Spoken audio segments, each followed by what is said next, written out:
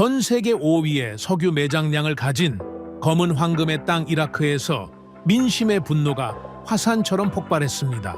기름만 주면 신도시를 지어주겠다. 그 약속을 앞세워 원유의 66%를 싹쓸이해간 중국. 하지만 탐욕의 끝에 남은 건 약속된 도시가 아니라 국민의 미래를 짓밟은 흉측한 콘크리트 잔해뿐이었습니다. 국가 재건이 대재앙으로 변하며 이라크가 벼랑 끝으로 내몰리던 바로 그 순간 이라크 정부가 선택한 건 중국도 유럽도 일본도 아니었습니다. 건설 역사상 단일 최대 규모 14조 7천억 원, 그 천문학적 금액의 정권을 맡긴 나라는 바로 대한민국이었죠. 죽음의 사막에서 펼쳐진 대한민국의 신의 기술이 공개되자 돈이면 다 된다던 중국은 처참히 무너졌고 중동의 판도가 송두리째 뒤집어졌습니다.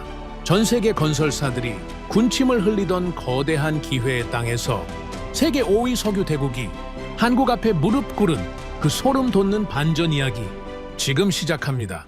그 전에 잠깐 1초 만에 누를 수 있는 좋아요 버튼을 꾹 눌러주시면 영상 제작에 아주 큰 힘이 됩니다. 그럼 바로 시작하겠습니다. 국가가 잘못된 선택을 하면 그 대가는 누가 치릅니까? 정치인이 치릅니까? 아닙니다. 거리에선 어머니들이, 학교에선 아이들이, 완성되지 못한 도시 앞에 선 시민들이 치릅니다. 저는 카림 알하디르입니다. 이라크 정부에서 국가 재건 사업의 경제 실무를 총괄하고 있죠. 쉽게 말씀드리면 계약 구조를 설계하고 최종 판단을 보고하는 사람입니다. 서류 한 장으로 이 나라의 10년을 묶을 수도 있는 자리죠. 그래서 이 이야기를 할 자격이 있는 동시에 이 이야기의 책임에서 결코 자유로울 수 없는 사람이기도 합니다. 솔직하게 말씀드리겠습니다. 그 계약서에 서명한 사람은 바로 저였습니다. 중국과의 대규모 재건 사업이었죠. 구조는 단순했습니다. 우리는 원유를 내주고 그 대가로 도시를 받는 겁니다. 주택 10만 채, 학교, 병원, 도로, 숫자만 놓고 보면 완벽한 거래였습니다. 이라크 전역에 새로운 도시가 들어서고 국민들은 전쟁의 폐허에서 벗어나 새 삶을 시작하게 되는 거였죠. 그런데 숫자는 사막의 열기를 계산하지 못했습니다. 모래폭풍도 예측하지 못했죠. 그리고 무엇보다 약속이라는 것이 종이 위에서만 존재할 수 있다는 사실을 저는 너무 늦게 깨달았습니다. 처음에는 아무도 의심하지 않았습니다. 중국 측에서 보내온 설계도는 훌륭했죠. 프레젠테이션도 깔끔했고 일정표도 빈틈이 없어 보였습니다. 우리 내부에서도 분위기가 좋았습니다. 이번엔 진짜 되겠다. 회의실에서 그런 말이 오갔죠. 저도 그렇게 믿었습니다. 아니, 믿고 싶었던 겁니다. 공사가 시작되고 1년이 지났을 때 첫 번째 보고서가 올라왔습니다. 공정률 30%. 나쁘지 않은 숫자였죠. 하지만 현장을 직접 본 사람들의 이야기는 달랐습니다. 카림, 직접 가서 봐야 합니다. 제 밑에서 현장 관리를 맡고 있던 하산이 그렇게 말했죠. 하산은 감정을 잘 드러내지 않는 사람입니다. 20년 넘게 건설 현장을 돌아다닌 베테랑이죠. 그런 사람이 얼굴에 그림자를 잔뜩 들이우고 제 사무실에 들어왔습니다. 보고서에는 30%라고 되어 있던데 뭐가 문제입니까? 하산은 잠시 망설이더니 이렇게 말했습니다. 30%가 맞는지 모르겠습니다. 다만 한 가지는 확실합니다. 사람이 살 수 있는 건물은 하나도 없습니다. 저는 그 말을 듣고도 바로 움직이지 못했습니다. 솔직히 무서웠던 겁니다. 내가 서명한 계약서가 만들어낸 현실을 직접 마주하는 것이 그게 두려웠죠. 하지만 결국 갔습니다.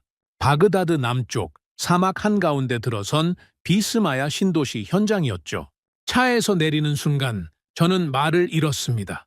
콘크리트 기둥만 남은 건물이 줄지어 서 있었습니다. 벽도 없고 지붕도 없었죠. 철근이 사막바람에 그대로 노출된 채 녹슬어 가고 있었습니다. 5만 도가 넘는 낮 기온에 콘크리트가 갈라져 있었고 모래 폭풍이 지나간 자리에는 자재가 뒤엉켜 나뒹굴고 있었죠. 그게 우리가 원유와 맞바꾸기로 한 도시의 모습이었습니다. 하산이 옆에서 조용히 말했습니다. 저쪽을 보십시오. 그가 가리킨 곳에는 중국 측 인력이 텐트 아래에 모여 있었습니다. 일을 하고 있는 사람은 거의 없었죠. 낮 기온이 너무 높아서 작업이 불가능하다는 겁니다. 그런데 원유는요? 원유는 하루도 쉬지 않고 빠져나가고 있었습니다. 파이프라인은 멈추지 않았죠. 우리가 내준 것은 매일 사라지고 있는데 받기로 한 것은 사막 위에 흉물로 서 있었습니다. 이게 대체 어떻게 된 겁니까? 제가 중국 측 현장 책임자에게 물었습니다. 돌아온 대답은 이랬죠. 기후 조건이 예상보다 가혹합니다. 공정 조정이 필요합니다. 공정 조정이라 참 편리한 말이었습니다. 계약서에는 이 사막의 기온도 모래 폭풍의 빈도도 전부 명시되어 있었거든요. 그들이 몰랐을 리가 없습니다. 알면서도 그 방식을 밀어붙인 겁니다. 그리고 환경이 감당이 안 되니까 공사를 늦추는 거죠. 그런데 원유 반출 일정은 한 번도 조정된 적이 없었습니다. 저는 그날 사무실로 돌아와서 계약서를 다시 펼쳤습니다. 한 줄 한 줄 읽어 내려갔죠. 그리고 알게 되었습니다. 계약서상으로는 그들이 약속을 어긴 게 아니라는 것을, 공기 지연에 대한 페널티 조항은 허술했고 품질 기준은 모호했습니다. 그들은 약속을 어기지 않았습니다. 다만 약속을 완주하지 않았을 뿐이죠. 그리고 그 약속을 그런 구조로 맺은 사람이 누구였습니까? 저였습니다. 시간이 흐를수록 상황은 악화되었습니다. 2년이 지나고 3년이 지나도 현장은 크게 달라지지 않았죠. 완공 예정이었던 주택단지 절반 이상이 공사 중단 상태에 놓였고 그 사이 원유는 수십억 달러어치가 빠져나갔습니다. 국민들의 인내가 한계에 다다르고 있다는 건 보고서를 보지 않아도 알 수 있었습니다. 그러다 그날이 왔죠. 저는 그날 아침 창문을 열지 않았습니다. 열 필요가 없었거든요. 바그다드 중심가에서 터져나온 함성이 건물 벽을 뚫고 들어왔으니까요. 처음에는 먼 곳에서 울리는 것 같았는데 점점 가까워졌습니다. 저는 책상 앞에 앉아서 그 소리를 들었습니다. 중국은 나가라. 수천 명이 같은 말을 외치고 있었습니다. 바그다드만이 아니었죠? 바스라에서도 나자프에서도 이라크 전역의 도시에서 동시에 터져 나왔습니다. 시위대가 거리를 메웠고 경찰이 출동했고 도로가 마비됐습니다. 하산이 전화를 걸어왔습니다. 카림, 텔레비전 보고 있습니까? 보고 있습니다. 이건 선동이 아닙니다. 진짜입니다. 저도 알고 있었죠. 이건 누군가가 부추긴 게 아니었습니다. 3년 넘게 쌓여온 분노가 한꺼번에 터진 겁니다. 아이들을 보낼 학교가 없는 어머니들, 약속된 집을 받지 못한 가장들, 완성되지 않은 도시 앞에서 매일 흉물을 바라봐야 하는 주민들, 그들이 거리로 나온 겁니다. 텔레비전 화면에 한 여성이 잡혔습니다. 아이를 아는 차에 카메라를 향해 이야기하고 있었죠. 우리 아이가 다닐 학교를 지어준다고 했습니다. 3년이 지났는데 기둥밖에 없습니다. 기둥에다 아이를 앉혀 놓으란 겁니까? 저는 화면을 끌 수 없었습니다. 꺼야 할 이유가 없었죠. 그건 뉴스가 아니었으니까요. 그건 제가 서명한 계약서의 결과였습니다. 그날 밤 저는 사무실에 혼자 남아 있었습니다. 책상 위에는 중국 측과 체결한 계약서 원본이 놓여 있었죠. 수백 페이지짜리 문서입니다. 저는 그 문서의 마지막 장을 펼쳤습니다. 거기에 제 이름이 있었고 제 서명이 있었습니다. 분노를 밖으로 돌릴 수도 있었습니다. 중국이 잘못했다. 그들이 속였다. 이렇게 말할 수도 있었죠. 하지만 그건 사실이 아니었습니다. 그들은 자기들 방식대로 한 겁니다. 다만 그 방식이 이 땅에서는 통하지 않았을 뿐이죠. 그리고 그걸 확인하지 않은 채 서명한 사람은 바로 저였습니다. 그날 밤 저는 하나의 결론에 도달했습니다. 더 이상 싸게 시작하는 선택은 불가능하다는 것. 기존 방식으로는 이 나라의 신뢰를 회복할 수 없다는 것. 우리는 다시 선택해야 한다는 것. 하지만 이번에는 달라야 했습니다. 감정으로 고르면 안 됐죠. 이건 호감의 문제가 아니었으니까요. 이건 생존의 문제였습니다.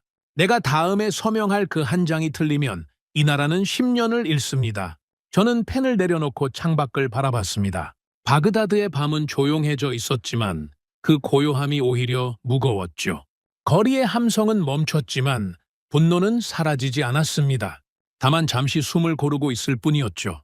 그리고 저는 알고 있었습니다. 다음 선택을 잘못하면 그 분노는 다시 돌아온다는 것을. 이번에는 구호가 아니라 이 나라 자체가 무너질 수도 있다는 것을. 그래서 저는 모든 것을 처음부터 다시 보기로 했습니다. 모든 것을 처음부터 다시 본다는 건 생각보다 고통스러운 일이었습니다. 왜냐하면 그건 내가 지금까지 해온 판단이 전부 틀렸을 수도 있다는 걸 인정하는 과정이니까요. 저는 재건 사업 전체를 재검토하라는 지시를 내렸습니다. 중국과의 기존 계약뿐 아니라 당시 이라크에 들어와 있던 모든 외국 기업과 현장을 처음부터 다시 들여다보기로 한 겁니다. 하산에게 말했죠. 모든 현장 보고서를 다시 정리하십시오. 국가별로, 공법별로, 진행률별로, 빠뜨리는 곳 없이 전부. 하산은 고개를 끄덕이면서도 조심스럽게 물었습니다. 카림, 솔직히 말해도 되겠습니까? 하십시오. 다 비슷할 겁니다. 이 사막에서 제대로 된 결과를 낸 곳은 제가 아는 한 없습니다. 저도 그렇게 생각했습니다. 아니, 거의 확신하고 있었죠. 이라크의 건설 환경이라는 게 그렇습니다. 낮 기온 50도를 넘기는 날이 1년의 절반 가까이 되고 예고 없이 모래폭풍이 밀려옵니다. 콘크리트를 현장에서 타설하면 수분이 순식간에 증발해서 강도가 떨어지죠. 인력은 더위에 쓰러지고 장비는 모래에 파묻힙니다. 어느 나라가 와도 결국 같은 벽에 부딪히는 겁니다. 그래서 이 재검토 작업은 사실 기대 없이 시작한 것이었습니다. 형식적인 절차에 가까웠죠.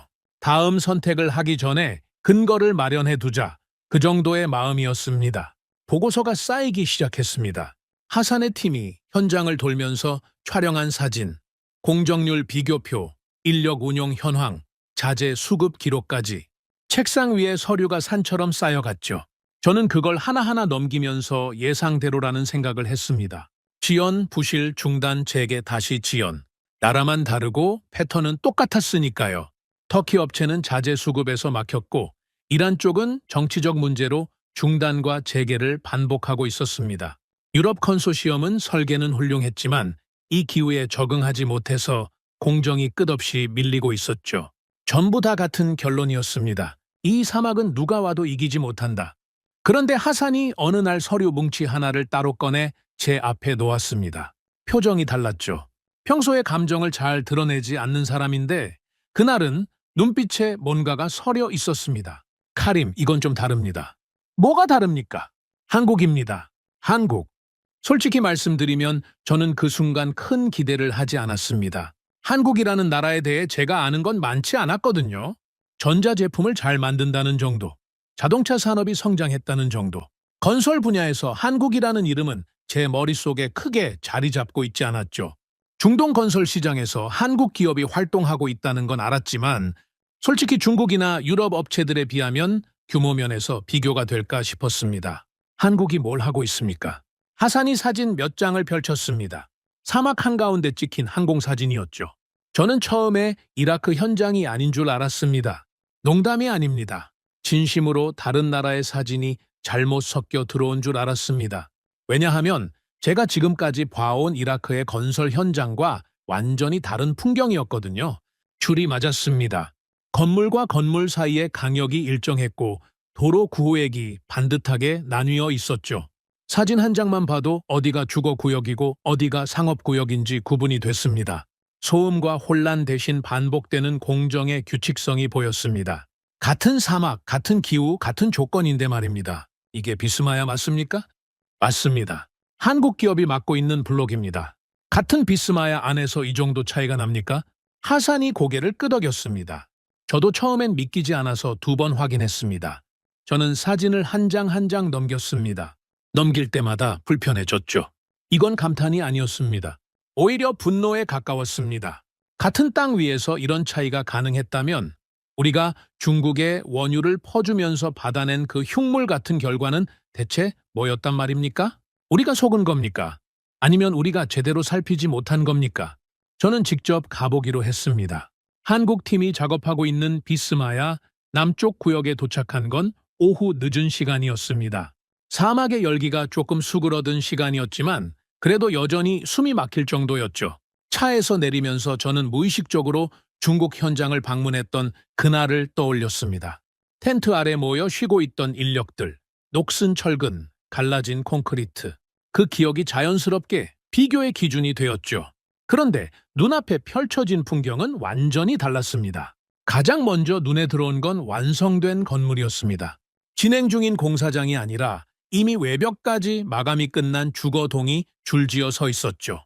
창문이 들어가 있었고 도로가 포장되어 있었으며 가로등까지 세워져 있었습니다. 사람이 들어가 살 수 있는 상태였습니다. 중국 현장에서 봤던 기둥만 남은 골조와는 차원이 다른 풍경이었죠. 이게 한국팀이 한 겁니까? 전부 다 그렇습니다. 우리는 안쪽으로 더 들어갔습니다.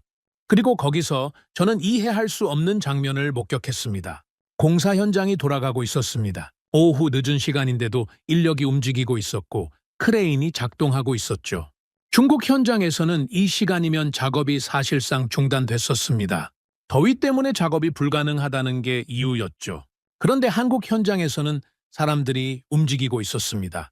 더 이상한 건 따로 있었습니다. 현장에서 콘크리트를 치는 작업이 보이지 않았거든요. 대신 거대한 판 모양의 구조물이 트럭에 실려와서 크레인으로 들어 올려지고 있었죠. 마치 블록을 조립하듯이 벽과 바닥이 정확한 위치에 끼워 맞춰지고 있었습니다. 저건 뭡니까? 저 판 같은 건? 하산이 설명했습니다. 한국팀은 건물의 핵심 구조물을 현장에서 만들지 않습니다. 떨어진 곳에 공장을 세워놓고 거기서 미리 생산한 뒤 완성된 상태로 가져와서 현장에서는 조립만 합니다. 공장에서 건물을 만든다고요? 벽체, 바닥 슬래브, 계단까지 전부 공장에서 만듭니다. 공장 안은 온도와 습도가 통제되니까 사막의 열기가 콘크리트 품질에 영향을 줄 수가 없는 겁니다. 저는 한동안 말을 잇지 못했습니다. 가만히 서서 크레인이 구조물을 올리는 걸 지켜봤죠. 한 층이 올라가는데 걸리는 시간이 눈에 띄게 짧았습니다. 소음도 적었고 인력도 많지 않았습니다. 최소한의 사람이 최소한의 동작으로 건물을 세워가고 있었습니다. 그때 한국인 현장 관리자 한 명이 우리 쪽으로 걸어왔습니다. 헬멧을 쓰고 작업복을 입은 채 클립보드를 들고 있었죠. 얼굴이 검게 탔고 사막에서 꽤 오래 일한 사람이라는 게 한눈에 보였습니다. 그가 저를 알아보고 가볍게 인사를 한 뒤 물었습니다. 현장 확인 나오신 겁니까? 네. 몇 가지 직접 보고 싶은 게 있어서 왔습니다. 그는 고개를 끄덕이더니 특별한 설명 없이 현장을 안내하기 시작했습니다. 말이 많지 않은 사람이었죠. 장황한 프레젠테이션도 없었고 자기네 방식이 얼마나 우수한지 자랑하는 것도 없었습니다. 그냥 걸으면서 가리켰죠. 저쪽이 지난달 완공된 구역입니다. 이쪽은 이번 달 안에 마감 들어갑니다. 공장은 저쪽 방향 2km 지점에 있습니다. 그게 전부였습니다.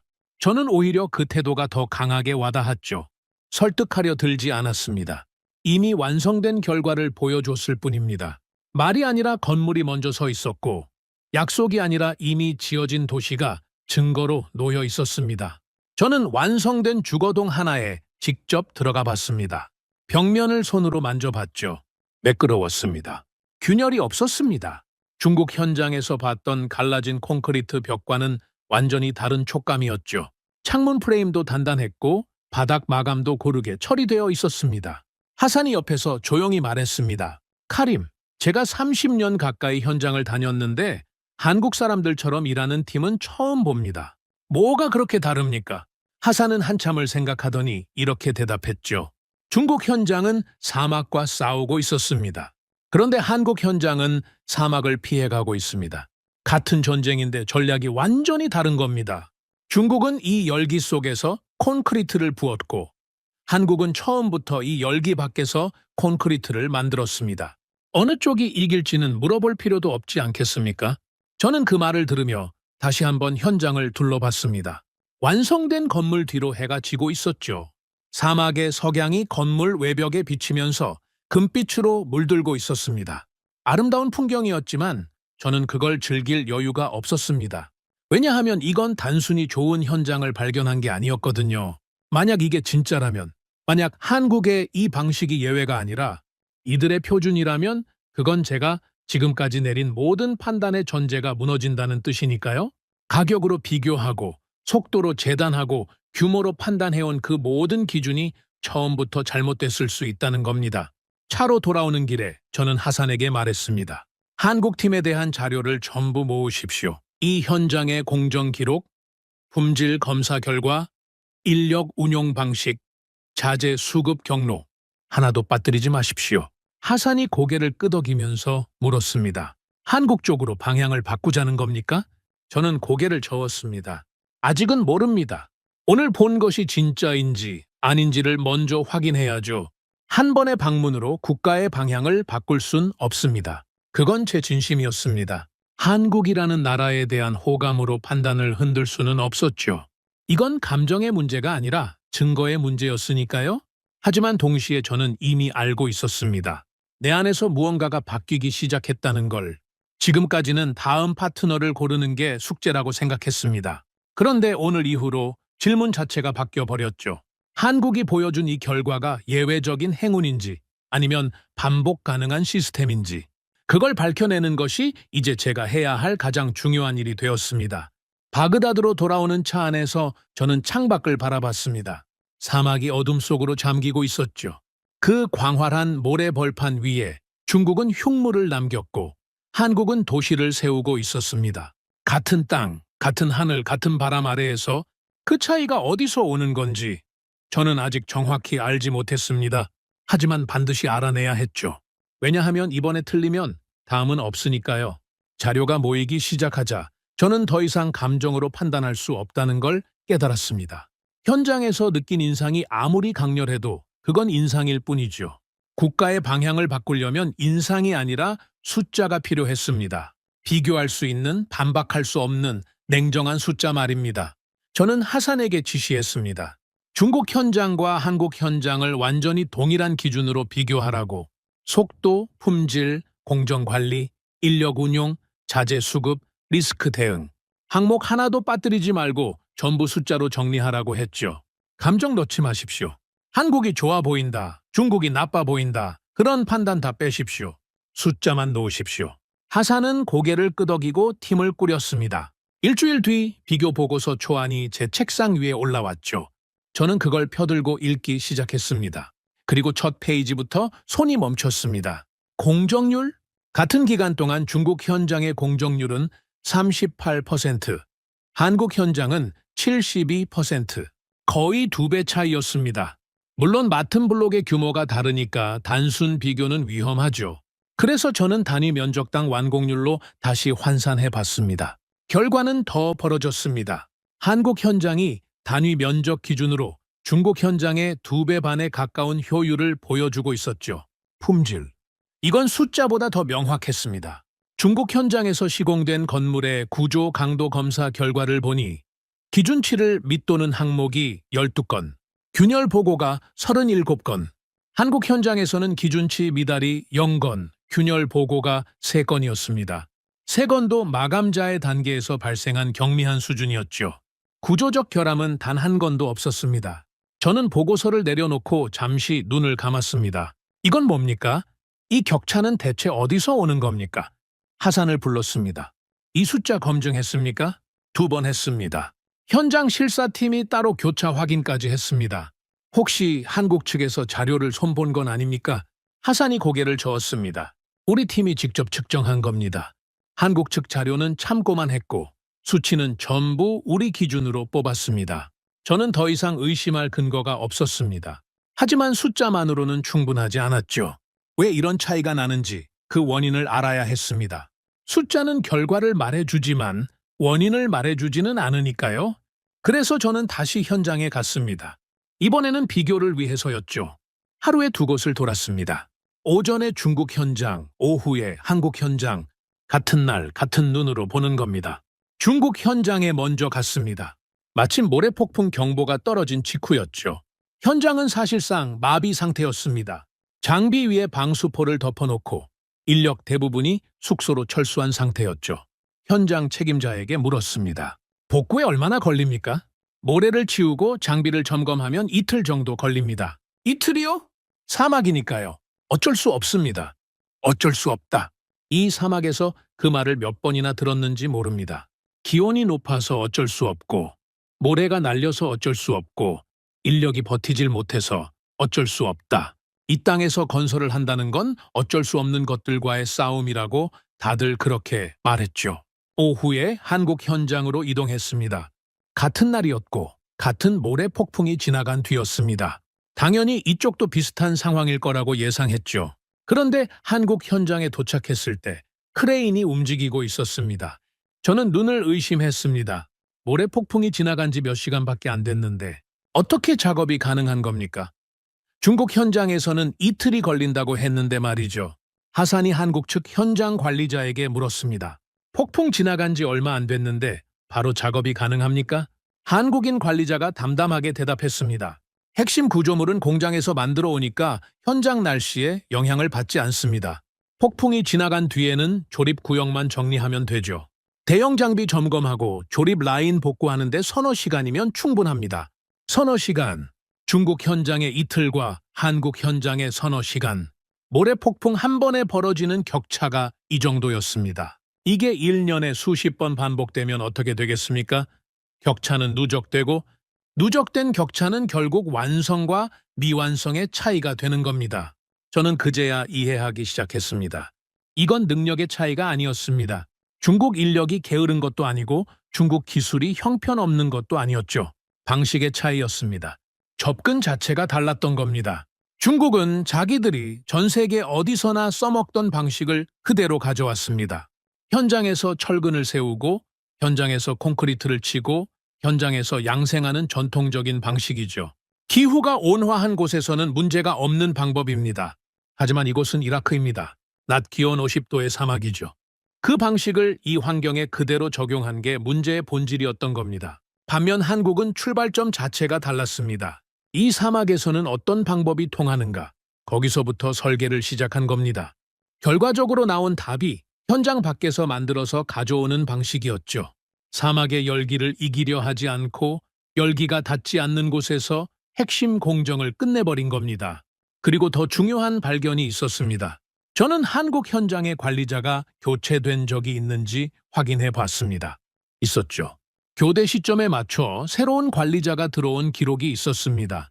그런데 관리자가 바뀌어도 현장의 공정률이나 품질 수치가 변하지 않았습니다. 동일한 수준이 유지되고 있었죠. 중국 현장은 달랐습니다. 관리자가 바뀔 때마다 공정 방식이 미세하게 달라졌고 그때마다 품질 편차가 발생했죠. 사람이 바뀌면 결과도 바뀌는 구조였습니다. 이건 결정적인 차이였습니다. 한국 현장에서는 사람이 아니라 시스템이 작동하고 있었던 겁니다. 개인의 역량에 의존하는 게 아니라 누가 와도 같은 결과가 나오는 구조를 만들어 놓은 거죠. 그래서 관리자가 바뀌어도 흔들리지 않는 겁니다. 저는 보고서를 덮으면서 중얼거렸습니다. 시스템이 다른 거였어.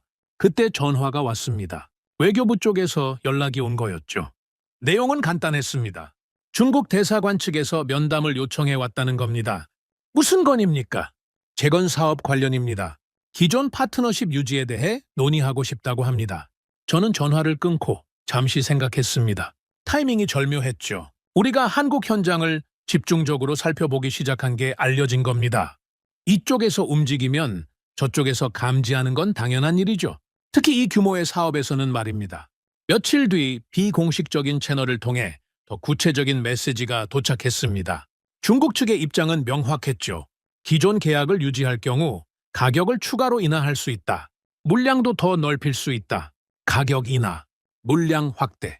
예전 같았으면 솔깃했을 제안입니다. 아니, 솔직히 말씀드리면 예전에 저였다면 회의실에 앉아서 진지하게 검토했을 겁니다.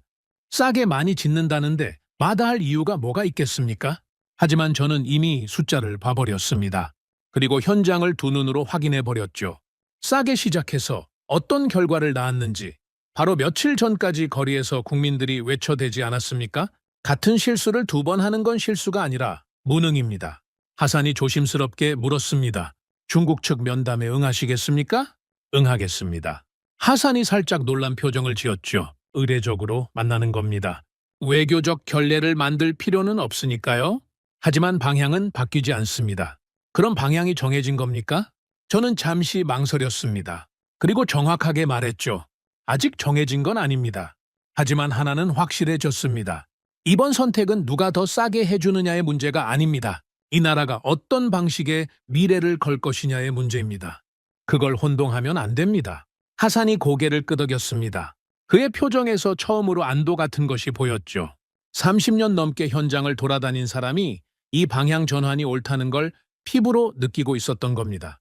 저는 그날 밤 사무실에서 다시 한번 비교 보고서를 펼쳤습니다. 숫자를 읽고 또 읽었죠. 그리고 한 가지 문장을 메모장에 적었습니다.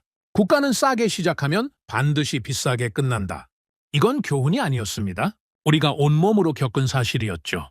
중국과의 거래가 바로 그 증거였으니까요. 원유를 내주면서 도시를 받기로 했는데 원유는 사라지고 도시는 서지 않았습니다. 싸게 시작한 대가를 국민이 거리에서 치른 겁니다. 이제 한 가지가 남았습니다. 한국이 보여준 이 결과가 계속될 수 있는 건지 아니면 초반에만 좋고 나중에 무너지는 건지 시간이 증명해야 할 부분이었죠. 하지만 적어도 지금까지의 증거는 한쪽이 압도적으로 명확했습니다. 감정을 배제하고 호감을 걷어내고 순수하게 숫자와 현장만 놓고 봤을 때 한국의 방식은 이 사막에서 작동하고 있었고 중국의 방식은 이 사막에서 멈춰 있었습니다. 이건 제 감정이 아니라 이 땅이 말해주는 사실이었습니다. 그리고 저는 한 가지를 더 깨달았습니다. 기술이라는 건 그저 훌륭한 장비를 가져오는 게 아니라는 것을, 환경을 읽고 환경에 맞는 답을 설계하고 그 답을 끝까지 밀고 나가는 것, 그게 진짜 기술이라는 것을. 한국은 그걸 하고 있었고 중국은 그걸 하지 않았습니다. 창밖으로 바그다드의 새벽이 밝아오고 있었습니다. 저는 메모장을 덮고 펜을 내려놓았죠. 마음이 편하지는 않았습니다.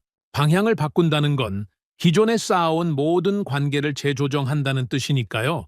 외교적 압박도 있을 것이고 정치적 잡음도 있을 겁니다. 쉬운 길은 아니었죠. 하지만 쉬운 길을 골랐기 때문에 우리가 이 지경에 온 것 아닙니까? 이번에는 다를 겁니다. 이번에는 쉬운 길이 아니라 맞는 길을 가야 합니다. 방향을 정하는 것과 확신을 갖는 것은 전혀 다른 문제입니다. 저는 한국 현장이 보여준 결과에 주목하고 있었지만 그것만으로 국가의 미래를 걸 수는 없었죠. 숫자가 좋고 현장이 깔끔하다는 건 알겠습니다. 하지만 저는 그 안에 들어있는 기술의 정체를 아직 정확히 이해하지 못하고 있었습니다. 겉으로 보이는 결과가 아니라 그 결과를 만들어내는 구조를 파악해야 했죠. 왜냐하면 이 사업은 주택 몇 채 짓는 게 아니라 도시 전체를 세우는 일이니까요. 초반에 잘 돌아간다고 끝까지 잘 돌아가리라는 보장은 어디에도 없었습니다. 저는 중국에서 이미 그 교훈을 뼈저리게 배웠죠. 처음에 설계도는 훌륭했고 처음에 프레젠테이션은 완벽했고 처음에 약속은 빈틈이 없었습니다. 그런데 결과는 어떻게 됐습니까? 그래서 저는 한국의 기술을 직접 뜯어보기로 했습니다. 표면이 아니라 뼈대를 보겠다는 겁니다. 하산에게 말했죠. 한국 팀의 공장을 방문하겠습니다. 현장이 아니라 공장. 건물을 만든다는 그곳을 직접 봐야 합니다. 하산이 한국 측에 연락을 넣었고 이틀 뒤에 일정이 잡혔습니다. 비스마야 현장에서 차로 약 20분 거리에 위치한 생산 공장이었죠. 저는 그날 아침 일찍 출발했습니다. 솔직히 말씀드리면 가는 길에도 마음 한편에서는 경계심이 사라지지 않았습니다. 이게 정말 되는 건지 아니면 잘 포장된 또 하나의 약속인지. 한 번 속은 사람은 두 번째부터 모든 것이 의심스러운 법이죠. 공장에 도착했을 때 첫인상은 의외로 소박했습니다. 거대한 첨단 시설을 예상했는데 눈앞에 보이는 건 사막 위에 세워진 대형 철골 구조물이었죠. 화려하지 않았습니다. 하지만 안으로 들어가는 순간 저는 발걸음을 멈출 수밖에 없었습니다.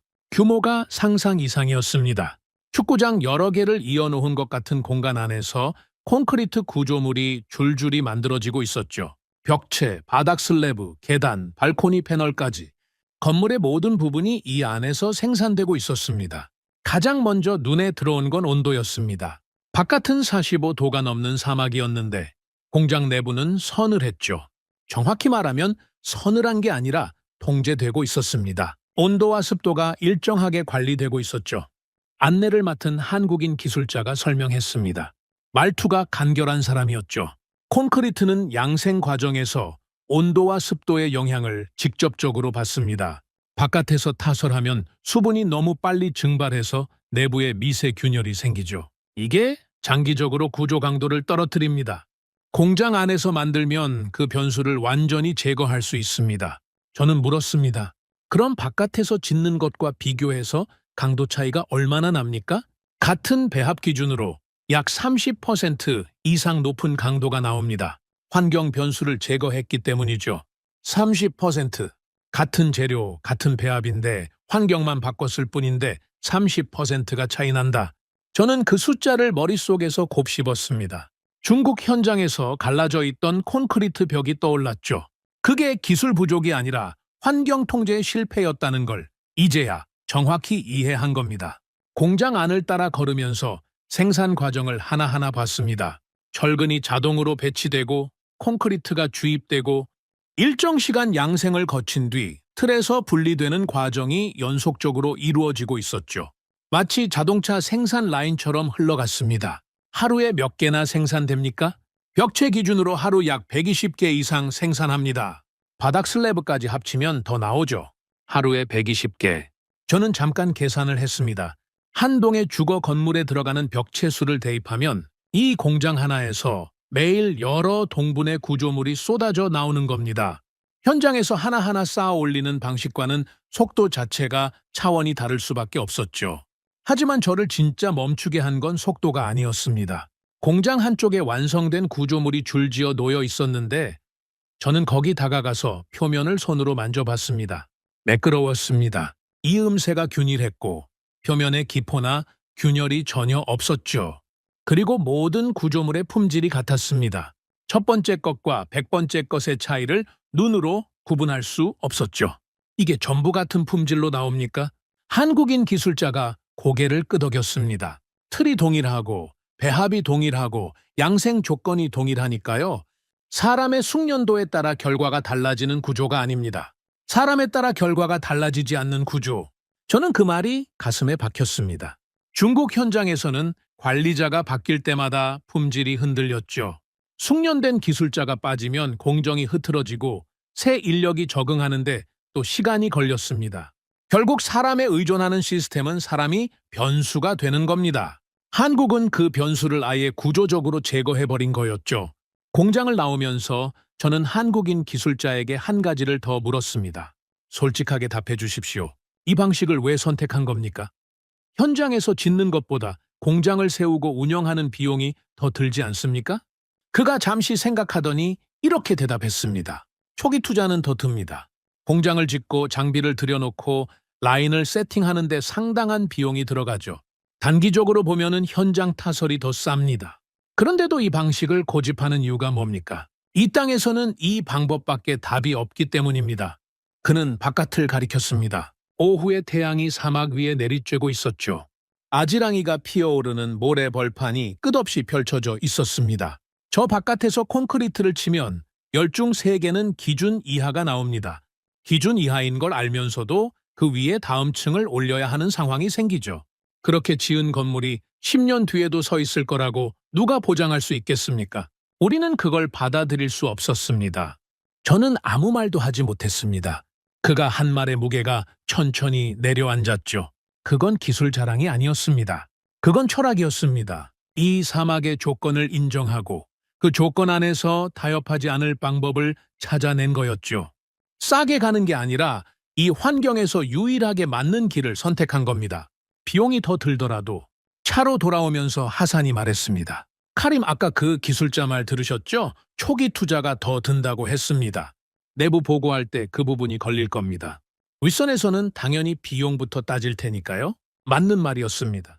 정부 내부에서 이 방식을 받아들이게 하려면 초기 비용이 더 높다는 점을 설명해야 했죠. 그리고 그 설명을 듣는 사람들 대부분은 현장을 직접 본 적이 없는 사람들입니다. 숫자만 보는 사람들이죠. 하산, 그러면 이렇게 물어봅시다. 중국 방식으로 지은 건물이 10년 뒤에 보수 없이 서 있을 수 있겠습니까? 하산이 고개를 저었습니다. 불가능합니다. 이미 균열 보고가 수십 건 들어와 있습니다. 그 보수 비용은 누가 댑니까? 우리가 대야죠.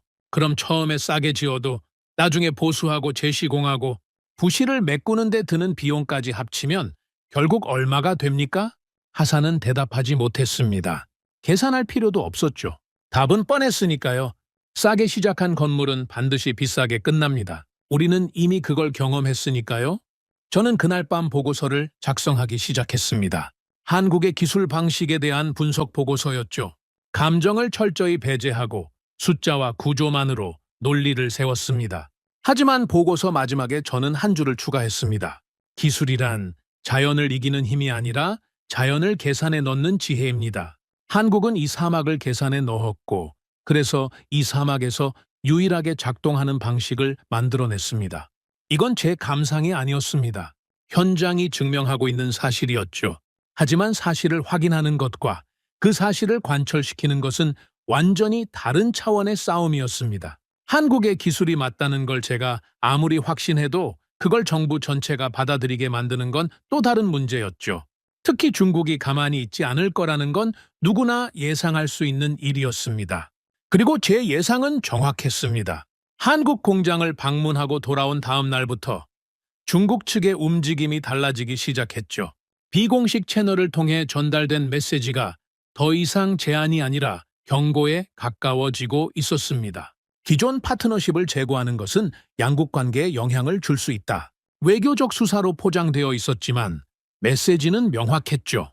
한국으로 방향을 바꾸면 가만두지 않겠다는 뜻이었습니다. 정치 채널에서도 비슷한 목소리가 들려왔죠. 일부 정치인들이 중국과의 관계 악화를 우려하기 시작했습니다. 하산이 걱정스러운 얼굴로 물었습니다. 압박이 거세지고 있습니다. 괜찮겠습니까? 저는 창밖을 바라보며 대답했습니다. 하산, 우리가 지금 선택하려는 건 어느 나라의 기분을 맞춰주느냐가 아닙니다. 이 나라의 국민이 살 도시를 누가 제대로 지어줄 수 있느냐입니다. 거리에서 아이를 안고 기둥밖에 없다고 외치던 그 어머니를 기억합니까? 그 사람에게 가서 중국과의 관계 때문에 다시 중국한테 맡기기로 했다고 말할 수 있겠습니까?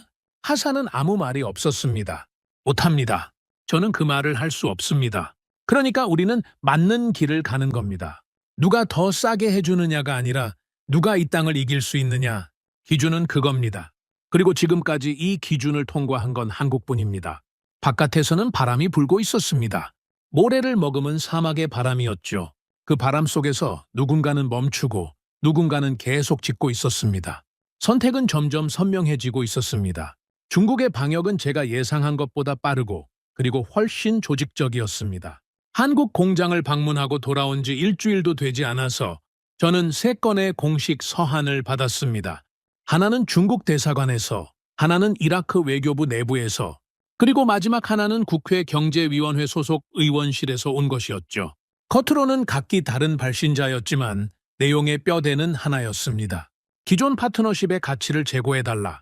저는 서한을 읽으면서 쓴 웃음이 나왔습니다. 제고해달라! 참 우아한 표현이었죠.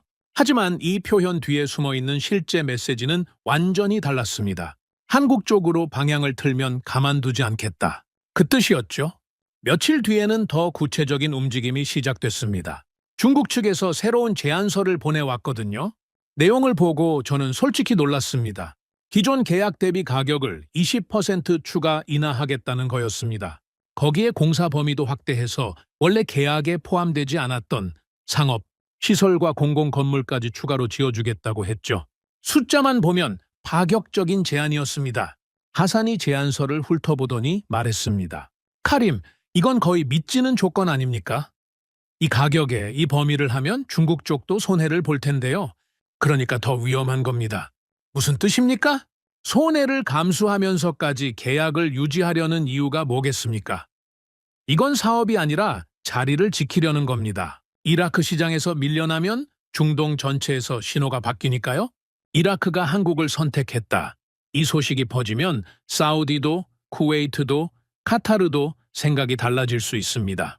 중국 입장에서는 그걸 막기 위해서 이 정도 손해는 감수하겠다는 거죠. 저는 제안서를 덮었습니다. 하산에게 말했죠. 이 제안을 받아들이면 어떻게 되는지 한번 생각해 봅시다. 가격은 내려가죠. 범위는 넓어지죠. 숫자만 보면 우리한테 이득입니다. 하지만 방식이 바뀝니까? 현장에서 50도 열기 속에 콘크리트를 치는 그 방식이 바뀝니까? 모래폭풍이 불면 이틀씩 멈추는 그 구조가 달라집니까?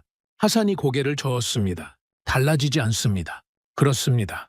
가격을 아무리 내려도 방식이 같으면 결과도 같습니다. 3년 전에 우리가 본 바로 그 흉물이 다시 반복되는 겁니다. 다만 이번에는 더 넓은 면적에 더 많은 원유를 내주고 나서 말이죠. 하산이 한숨을 쉬면서 물었습니다. 그런데 윗선에서는 이 숫자를 무시하기 어려울 겁니다. 20% 이내 범위 확대까지. 보고서에 올라가면 흔들리는 사람이 분명히 나옵니다. 맞는 말이었습니다. 저도 그게 걱정이었죠. 현장을 직접 본 사람은 알지만 회의실에서 숫자만 보는 사람에게는 20% 인하가 매력적으로 보일 수밖에 없으니까요. 그 사람들에게 갈라진 콘크리트 벽의 촉감을 전달할 방법은 없었습니다. 서류에는 촉감이 담기지 않으니까요. 정치적 압박도 점점 구체화되었습니다. 국회에서 한 의원이 공개석상에서 이런 발언을 했죠. 검증되지 않은 새로운 파트너에게 국가의 핵심 사업을 맡기는 것은 모험이다. 기존의 안정적 관계를 유지하면서 개선점을 찾는 것이 현명한 접근이다. 검증되지 않은 파트너, 안정적 관계. 표면적으로는 합리적인 주장처럼 들렸습니다. 하지만 저는 그 말 뒤에 숨은 논리의 허점을 정확히 알고 있었죠. 안정적 관계라고요? 거리에서 국민이 중국은 나가라고 외쳤는데 그게 안정적 관계였습니까? 기둥만 남은 건물 앞에서 어머니가 울고 있었는데 그게 안정이었습니까? 언론에서도 비슷한 목소리가 나오기 시작했습니다. 일부 매체에서 재건 사업의 급격한 방향 전환은 리스크가 크다는 논조의 기사가 실렸죠. 직접적으로 한국을 비판하지는 않았지만 분위기를 만들고 있었습니다. 기존 파트너를 유지하는 게 안전하다는 방향으로 여론을 끌고 가려는 움직임이었죠. 우연이라고 보기엔 타이밍이 너무 절묘했습니다. 하지만 정치의 세계에서는 현장의 진실보다 회의실의 논리가 더 힘을 가질 때가 있습니다. 저는 그걸 알고 있었고 그래서 더 조심해야 했죠. 그 와중에 저는 한 가지를 확인하고 싶었습니다. 이 모든 압박이 벌어지는 동안 한국 현장에서는 무슨 일이 일어나고 있는지. 왜냐하면 정치적 소음이 커지면 현장도 영향을 받기 마련이거든요. 계약이 흔들릴 수 있다는 소문이 돌면 인력이 동요하고 공정이 느려지고 자재 발주가 지연됩니다. 어느 나라 기업이든 그런 상황에서는 방어적으로 움직이게 되죠. 속도를 줄이고 투자를 보류하고 상황을 관망합니다. 당연한 반응입니다. 저라도 그렇게 했을 겁니다. 저는 하산에게 물었습니다. 한국 현장 최근 공정보고서 가져와 보십시오. 하산이 가져온 보고서를 펼쳐봤습니다. 저는 숫자를 확인하고 나서 한 번 더 확인했습니다. 그리고 하산에게 물었죠. 이 숫자가 맞습니까? 맞습니다. 제가 직접 현장에서 뽑아온 겁니다. 공정률이 떨어지지 않았습니다. 지난달과 동일한 속도로 진행되고 있었죠. 아니, 정확히 말하면 미세하게 올라가 있었습니다. 정치적 압박이 최고조에 달한 그 기간 동안 한국 현장은 단 하루도 공정을 멈추지 않았습니다. 저는 직접 확인하러 갔습니다. 현장에 도착했을 때 예상대로 크레인이 움직이고 있었죠. 트럭이 공장에서 구조물을 실어 나르고 있었고 조립 라인은 평소와 다름없이 돌아가고 있었습니다. 마치 바깥 세상의 소음이 이 현장에는 전혀 닿지 않는 것 같았습니다. 한국인 현장 소장을 만났습니다. 지난번에 공장을 안내해 준 것과는 다른 사람이었죠. 나이가 좀 더 있어 보이는 과묵한 인상의 사람이었습니다. 얼굴과 팔이 검게 타 있었고 작업복에 모래먼지가 배어 있었습니다. 이 사막에서 꽤 오랜 시간을 보낸 사람이라는 게 한눈에 보였죠. 저는 돌려 말하지 않고 직접 물었습니다. 솔직하게 여쭙겠습니다. 지금 정치적으로 상당히 복잡한 상황이라는 건 알고 계시죠? 알고 있습니다. 계약이 어떻게 될지 불확실한 상황인데 왜 속도를 줄이지 않습니까? 보통은 이런 때에 관망하면서 투자를 보류하지 않습니까? 그가 저를 가만히 바라보더니 짧게 대답했습니다. 우리가 여기서 속도를 줄이면 그게 곧 우리가 흔들리고 있다는 신호가 됩니다. 흔들리는 파트너를 누가 신뢰하겠습니까? 저는 아무 말도 하지 못했습니다. 그리고 한 가지 더 말씀드리면 우리는 정치 상황에 맞춰서 기준을 바꾸지 않습니다. 바깥이 어떻게 돌아가든 이 현장 안에서의 기준은 동일합니다. 그게 우리 방식입니다. 조건에 따라 기준을 바꾸지 않는다. 저는 그 말을 곱씹었습니다. 중국은 상황이 불리해지면 일정을 늦추고 유리해지면 속도를 올렸죠. 환경에 반응하는 방식이었습니다. 한국은 달랐습니다. 환경이 어떻게 변하든 자기들의 기준을 유지하는 방식이었죠. 이건 단순한 성격 차이가 아니었습니다. 이건 시스템의 본질이었습니다.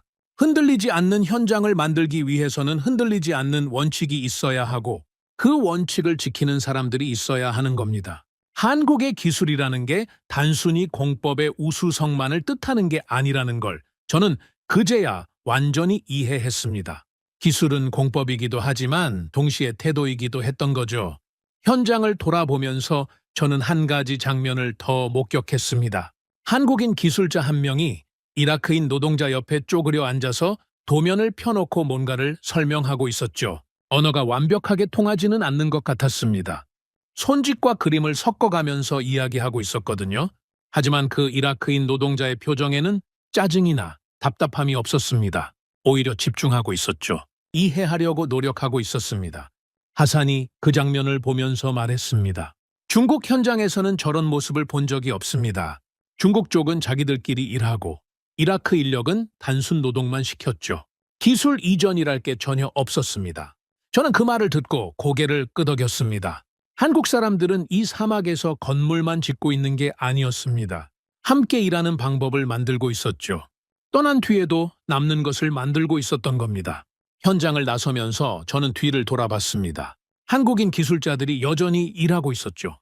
사막의 열기 속에서, 정치적 불확실성 속에서 그들은 같은 속도로, 같은 기준으로, 같은 일을 하고 있었습니다.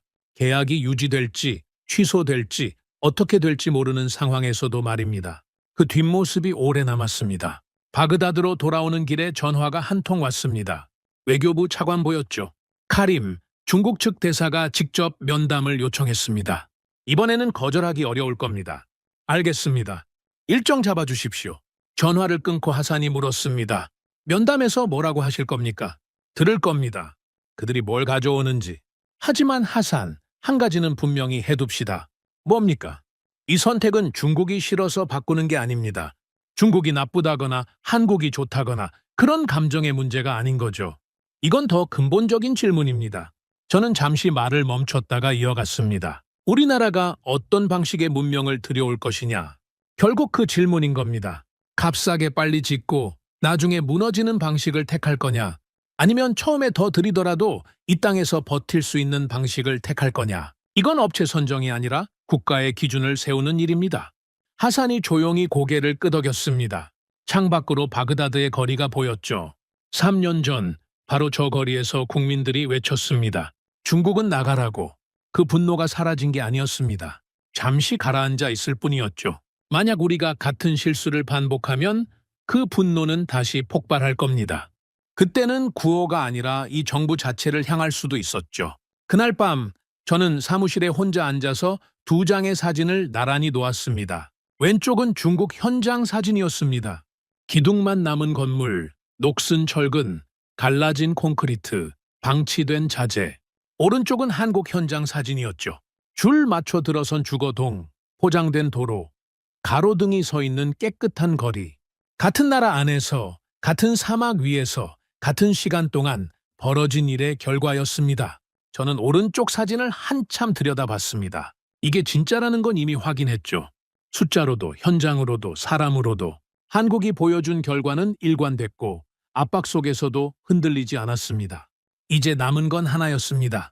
이 판단을 밀어붙일 수 있느냐. 정치적 압박과 외교적 잡음을 뚫고 이 방향을 끝까지 관철할 수 있느냐. 기술의 싸움은 이미 끝났습니다. 한국이 이겼죠.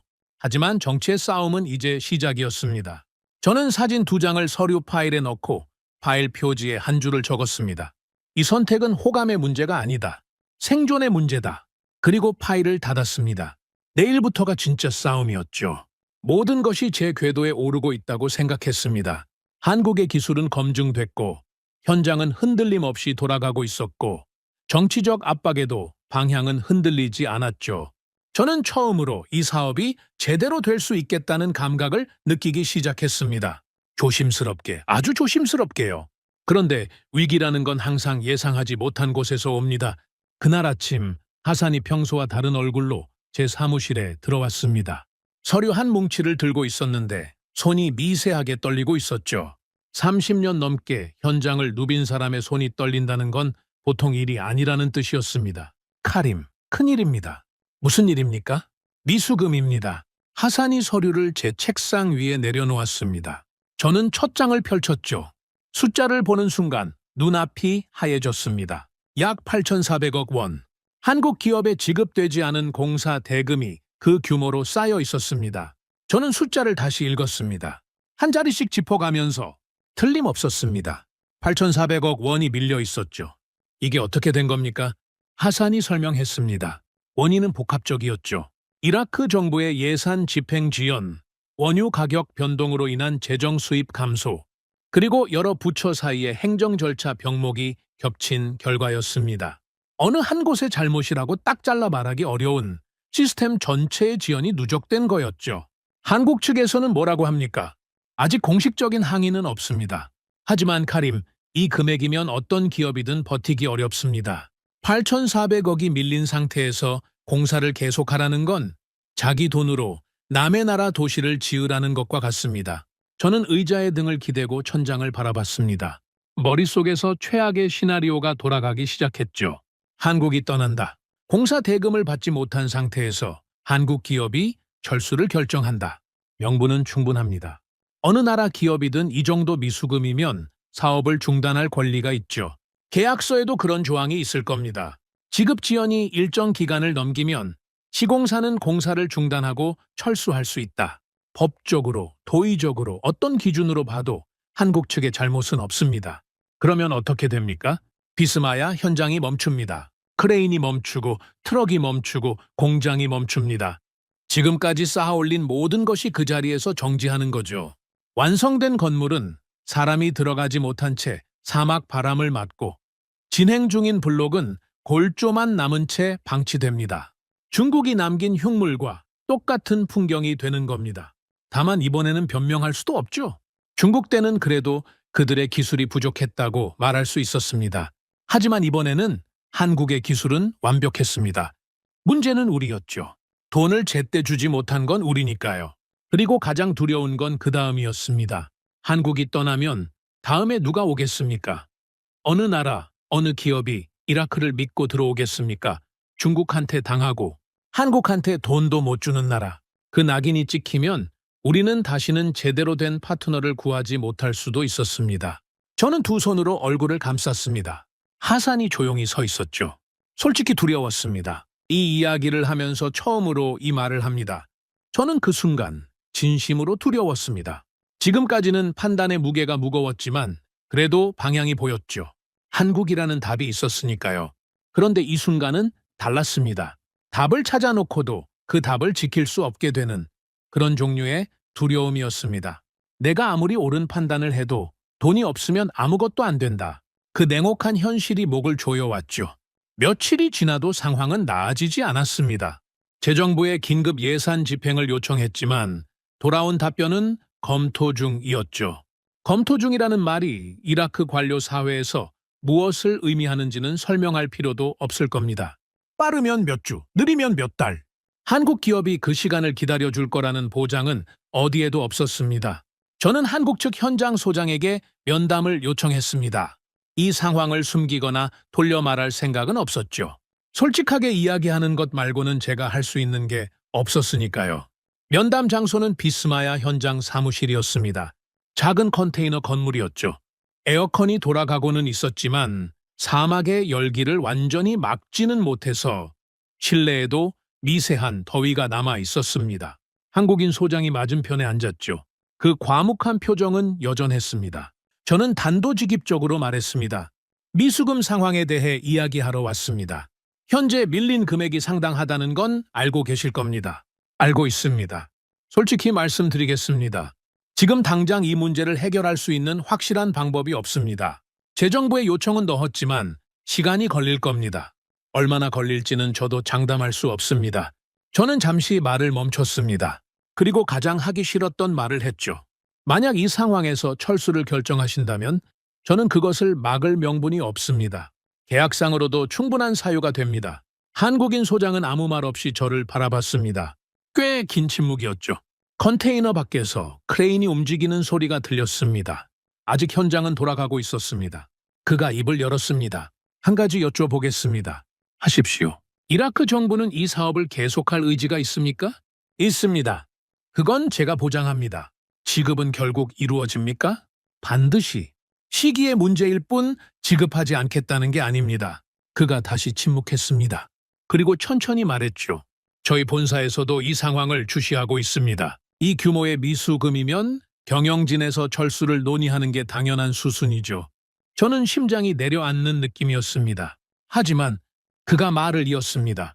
여기서 떠나면 지금까지 쌓은 모든 것이 무너집니다. 우리가 증명해 온 것, 이 사막에서 만들어낸 모든 결과가 사라지는 겁니다. 그건 우리도 원하지 않습니다. 저는 숨을 참고 들었습니다. 그래서 저희는 본사와 협의해서 당분간 자체 자금으로 공정을 유지하기로 했습니다. 공사를 멈추지 않겠습니다. 저는 한동안 말을 잇지 못했습니다. 자체 자금으로 유지한다.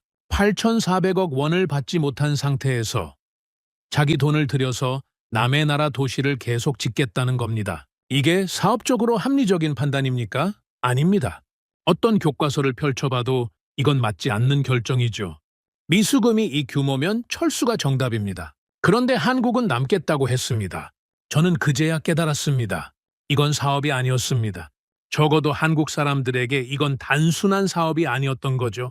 그들에게 이 현장은 자기들의 기술과 방식과 철학을 증명하는 장소였던 겁니다. 여기서 물러나면 기술이 무너지는 게 아니라 자기들이 믿어온 모든 것이 무너지는 거였죠. 그래서 남은 겁니다. 돈 때문이 아니라 자기들이 세워온 것을 지키기 위해서. 면담을 마치고 컨테이너를 나서는데 현장에서 크레인 소리가 들렸습니다. 트럭이 구조물을 실어 나르고 있었고 한국인 기술자들이 이라크인 노동자들과 함께 조립 작업을 하고 있었죠. 8,400억 원이 밀린 상태에서 이 사람들은 여전히 일하고 있었습니다. 아무 일 없다는 듯이. 아니, 아무 일 없는 게 아니라 일이 있어도 멈추지 않는 거였죠. 저는 그 장면을 보면서 눈시울이 뜨거워지는 걸 느꼈습니다. 빠르게 걸어서 채 올라탔죠. 하산이 운전석에서 제 표정을 살피더니 물었습니다. 어떻게 됐습니까? 한국은 남는답니다. 정말입니까? 자체 자금으로 공정을 유지하겠다고 했습니다. 하산이 한참 동안 아무 말이 없었습니다. 그리고 조용히 말했죠. 그 사람들 대단합니다. 저는 고개를 끄덕였습니다. 하지만 대단하다는 말로는 부족했습니다. 이건 대단함의 문제가 아니었죠. 이건 신뢰의 문제였습니다. 한국은 우리를 믿고 남은 겁니다. 이라크가 결국은 약속을 지킬 거라고, 이 사업이 끝까지 갈 거라고 믿은 겁니다. 그 믿음의 무게가 8,400억 원이었죠? 그리고 그 믿음에 응답하지 못하면 저는 이 자리에 앉아있을 자격이 없었습니다. 바그다드로 돌아오자마자 저는 재정부 장관에게 직접 면담을 요청했습니다. 비서실을 통하지 않고 직접 전화를 걸었죠. 전례 없는 일이었습니다. 장관님, 비스마야 미수금 건으로 직접 뵙겠습니다. 내일 시간을 내주십시오. 카림, 그건 절차가 있습니다. 검토 중이라고. 장관님, 한국 기업이 8,400억 원을 받지 못한 상태에서 자기 돈으로 우리나라 도시를 짓고 있습니다. 그들이 우리를 믿고 남아 있는 겁니다. 우리가 그 믿음에 검토 중으로 답하면 이 나라는 다시는 신뢰받지 못할 겁니다. 전화 너머로 침묵이 흘렀습니다. 그리고 장관이 말했죠. 내일 오전에 오십시오. 전화를 끊고 저는 창밖을 바라봤습니다. 바그다드의 밤은 고요했지만 비스마야에서는 지금도 크레인이 돌아가고 있을 거라는 걸 알고 있었습니다. 돈을 받지 못하면서도 떠나지 않으면서도 기준을 낮추지 않으면서도 한국은 거기 있었습니다. 기술의 시험은 모래폭풍 속에서 끝났고 태도의 시험은 정치적 압박 속에서 끝났습니다. 그리고 지금 신뢰의 시험이 진행 중이었죠. 한국은 이 시험도 통과하고 있었습니다. 아니, 통과하는 정도가 아니었습니다. 시험을 내는 쪽이 부끄러워지는 방식으로 답을 내놓고 있었죠. 이 순간을 넘기면 한국은 더 이상 시공사가 아닙니다. 국가의 파트너가 됩니다. 그리고 저는 그 파트너에게 부끄럽지 않은 판단을 내려야 했습니다. 내일이 그 시작이었죠. 재정부 장관과의 면담은 예상보다 길어졌습니다. 2시간 넘게 이야기했죠. 저는 숫자를 가져갔고 사진을 가져갔고 비교 보고서를 가져갔습니다. 그리고 마지막에 한 가지를 더 가져갔죠. 비스마야 현장에서 찍은 짧은 영상이었습니다. 8,400억 원을 받지 못한 상태에서도 크레인이 돌아가고 있는 한국 현장의 영상. 장관은 영상을 보고 나서 한참 동안 말이 없었습니다. 그리고 한마디 했죠. 이 사람들이 진짜 자기 돈으로 짓고 있단 말입니까? 그렇습니다. 장관이 고개를 저었습니다. 믿기지 않는다는 표정이었죠. 하지만 믿기지 않는 것과 사실이 아닌 것은 다릅니다. 이건 사실이었고 그 사실의 무게 앞에서 장관도 결국 움직였습니다. 일주일 뒤 비수금 중 상당 부분에 대한 긴급 지급 승인이 떨어졌습니다. 전액은 아니었지만 한국 기업이 당장의 운영을 유지할 수 있는 규모였죠. 나머지는 분기별로 순차 지급하기로 합의가 이루어졌습니다. 하산에게 이 소식을 전했을 때 하산이 물었습니다. 한국 측에는 알렸습니까? 지금 알리러 갑니다. 한국인 현장 소장에게 직접 전달했습니다. 그는 고개를 한번 끄덕이고 이렇게만 말했죠. 감사합니다. 계속하겠습니다. 그게 전부였습니다. 환호도 없었고 감격의 표현도 없었습니다. 마치 원래 그럴 줄 알았다는 듯이 아무 일 없었다는 듯이 다시 현장으로 돌아갔죠. 저는 그 뒷모습을 보면서 생각했습니다. 이 사람들은 감정으로 일하지 않는구나. 상황이 좋아도 들뜨지 않고 나빠도 흔들리지 않는다. 그게 이 사람들의 방식이구나. 미수금 위기가 일단 봉합되면서 분위기가 바뀌기 시작했습니다. 재정부가 움직였다는 건 정부 내부에서도 이 사업의 방향에 대한 의지가 확인됐다는 뜻이니까요. 여기저기서 흘러나오던 정치적 잡음도 조금씩 줄어들었습니다. 물론 완전히 사라진 건 아니었죠. 중국 측은 여전히 비공식 채널을 통해 압박을 이어가고 있었습니다. 하지만 이전처럼 공개적으로 목소리를 높이지는 못했죠. 흐름이 바뀌고 있다는 걸 그쪽도 감지하고 있었던 겁니다. 그리고 마침내 최종 결정을 위한 자리가 잡혔습니다. 이라크 국가투자위원회 주관 고위급 회의. 참석자는 투자위원회 의장을 포함한 핵심 부처 장관급 인사들, 재정부, 건설부, 외교부 실무 책임자들, 그리고 저였습니다. 의제는 단순했지만 그 의제가 품고 있는 무게는 이 나라의 다음 10년을 결정할 수준이었죠. 비스마야 신도시 사업의 향후 방향 결정. 단순한 공사 연장 여부가 아니었습니다. 이건 이라크라는 국가가 어떤 파트너와 어떤 방식으로 미래를 설계할 것인지를 결정하는 자리였습니다. 사실상 국가의 기준을 세우는 회의였죠. 회의실에 들어갔을 때 공기가 달랐습니다. 평소의 회의와는 분명히 다른 긴장감이 감돌고 있었죠. 긴 타원형 테이블 주위로 20명 남짓한 사람들이 앉아 있었습니다. 서류가 쌓여 있었고 노트북이 열려 있었고 보좌관들이 뒤편에서 메모를 준비하고 있었죠. 창밖으로는 바그다드의 오후 햇살이 들어오고 있었지만 그 햇살조차 무겁게 느껴졌습니다. 회의는 예상대로 논쟁으로 시작됐습니다. 먼저 입을 연 건 외교부 측이었죠. 중국과의 관계를 고려해야 합니다. 기존 파트너를 전면 교체하는 것은 외교적 리스크가 큽니다. 중국은 이라크의 최대 원유 구매국 중 하나입니다. 이 관계에 균열이 가면 에너지 수출에도 영향이 있을 수 있습니다. 일리가 있는 주장이었습니다. 무시할 수 없는 현실이었죠. 이라크 경제에서 원유 수출이 차지하는 비중을 생각하면 중국과의 관계는 분명히 신중하게 다뤄야 할 문제였습니다. 다음은 재정부였습니다. 비용 측면에서도 검토가 필요합니다. 한국 방식은 초기 투자가 높습니다. 공장을 세우고 장비를 들여놓는 비용이 상당하죠. 중국 측이 제시한 20% 인하 조건을 감안하면 단기적으로는 기존 방식이 재정 부담이 적습니다. 숫자로만 보면 틀린 말이 아니었습니다. 단기적으로는 그랬죠. 논쟁이 오갔습니다. 가격 대 품질, 외교 대 실리, 단기 대 장기. 같은 논점이 각도만 바꿔가며 반복됐죠. 저는 한동안 듣고만 있었습니다. 제 차례가 올 때까지 기다렸죠.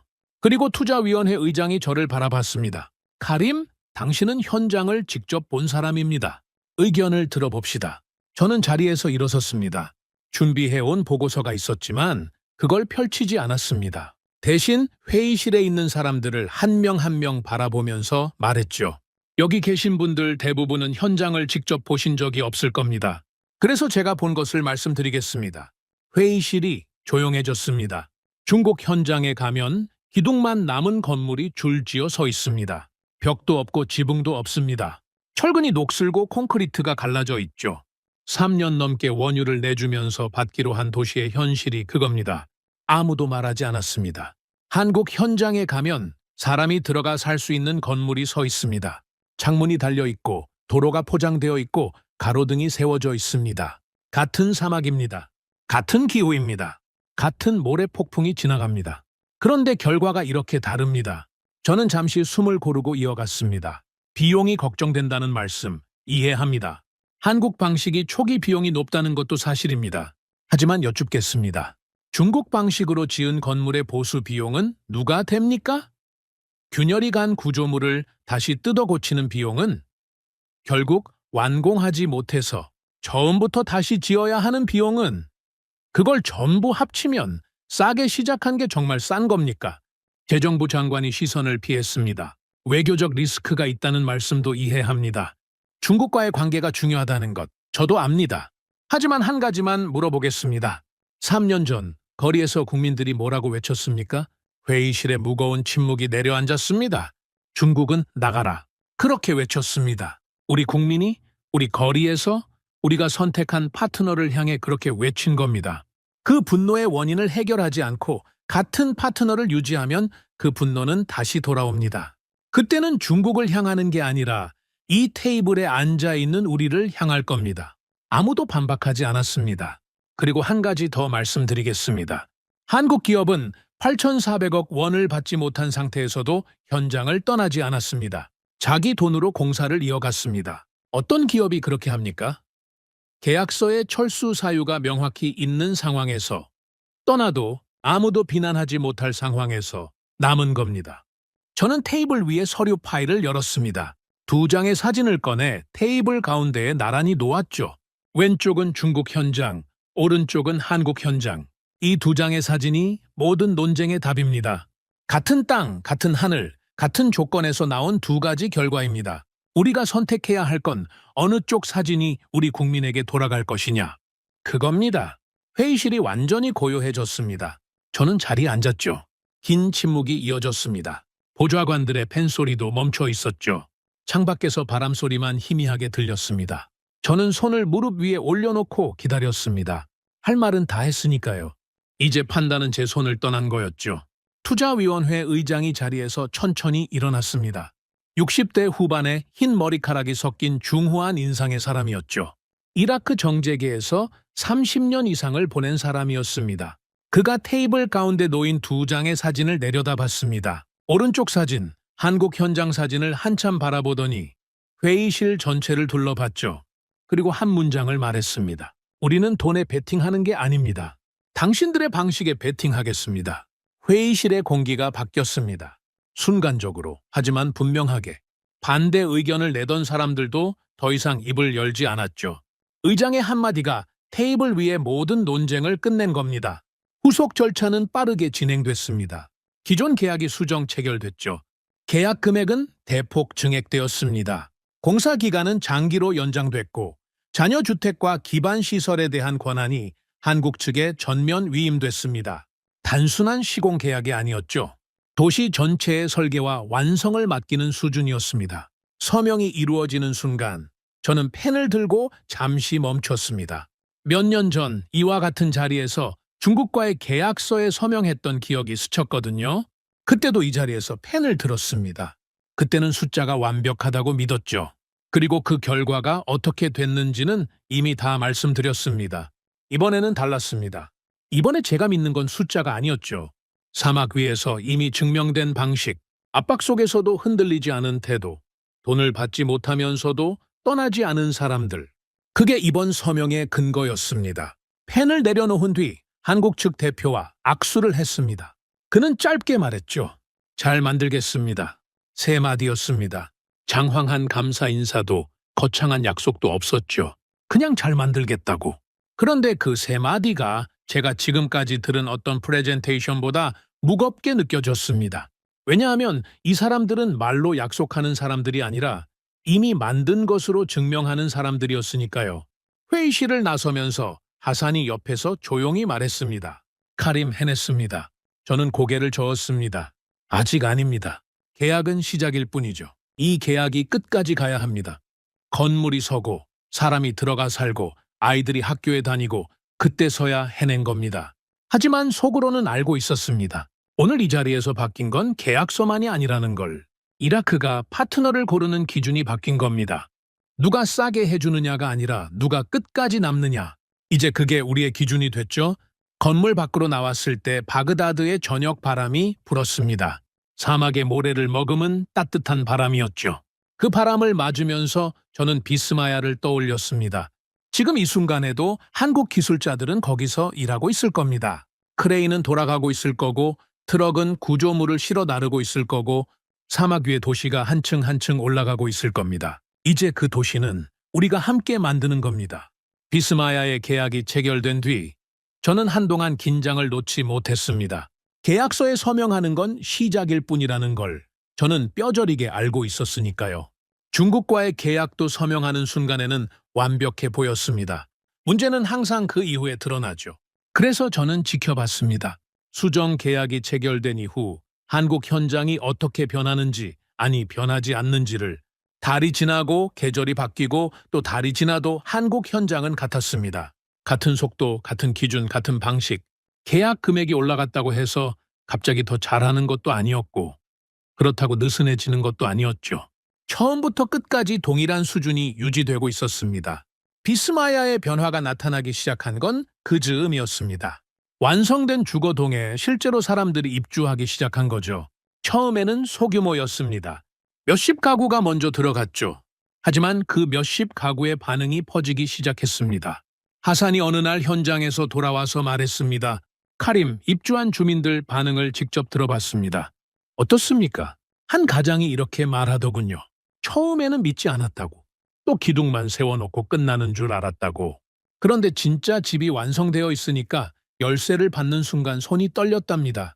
저는 그 말을 듣고 한참 동안 아무 말도 하지 못했습니다. 기둥만 세워놓고 끝나는 줄 알았다. 그게 이라크 국민이 자기 나라의 재건 사업에 갖고 있는 기대치였던 겁니다. 기대가 아니라 체념이었죠. 우리가 국민에게 안겨준 게 그거였습니다. 약속은 지켜지지 않는다는 학습. 그런데 한국이 그 학습을 깨뜨리고 있었습니다. 실제로 완성된 집을 넘겨주는 것으로 입주가 확대되면서 비스마야는 점점 도시의 모습을 갖춰가기 시작했습니다. 주거동만 서 있던 구역에 상점이 생기고 아이들이 뛰어노는 소리가 들리기 시작했죠. 학교 건물도 올라가고 있었고 의료시설 기초 공사도 진행 중이었습니다. 사막 위에 세워진 콘크리트 구조물이 아니라 사람이 살아가는 도시가 만들어지고 있었습니다. 저는 그 풍경을 보면서 생각했습니다. 이게 되는구나. 이 사막에서 정말로 도시가 만들어지는구나. 몇 년 전만 해도 불가능하다고 여겨졌던 일이 눈앞에서 벌어지고 있었죠. 그리고 그걸 해내고 있는 건 한국 사람들이었습니다. 하지만 이야기가 여기서 끝나면 이건 그저 성공적인 건설 프로젝트에 대한 기록일 뿐이겠죠. 비스마야가 의미 있었던 건 그 자체로서만이 아니라 그것이 열어준 다음 질문 때문이었습니다. 이 파트너십은 어디까지 갈 수 있는가? 비스마야는 주택 도시였습니다. 규모는 컸지만 성격은 분명했죠. 주거 인프라를 건설하는 사업이었습니다.